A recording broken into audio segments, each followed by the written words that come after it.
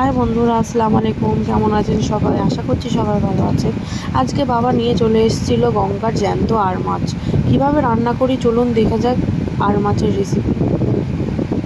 প্রথমে আর মাছগুলো ভালোভাবে ধুয়ে রেখে দিয়েছি। দেখতে পাচ্ছেন পিসগুলো। আর মাছটা পুরো টাটকা, খুবই ভালো মাছটা ছিল। তারপরে মাছগুলো নিয়ে নিয়েছি একটা যেই কড়াইয়ে রান্না করবো সেটাতেই। তার মধ্যে আদা, রসুন, জিরে, কাঁচা লঙ্কা, পেঁয়াজের পেস্ট, টমেটো কুচি, নুন সব একসাথে দিয়ে নেব। তারপরে হলুদ গুঁড়ো, লঙ্কা গুঁড়ো একসাথে দিয়ে কিছুটা তেল দিয়ে একসাথে মাখিয়ে নিতে হবে, ভালোভাবে মাখিয়ে নিতে হবে। ভালো করে ঘষে ঘষে মাখাতে হবে যাতে মাছের ভেতরে মশলাগুলো ঢুকে যায়।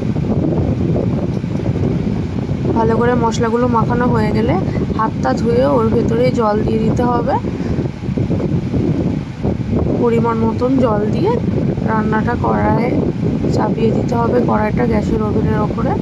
তারপরে কিছু একটা ঢাকা দিয়ে দিতে হবে মাছের ওপরে।